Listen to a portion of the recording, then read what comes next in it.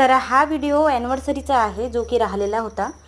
तर छोटंसं सेलिब्रेशन केलं होतं, जास्त काही केलेलं नाही आहे कारण यांना खामगावला वेळ झाला, रात्रीचे 10:30 वाजले होते.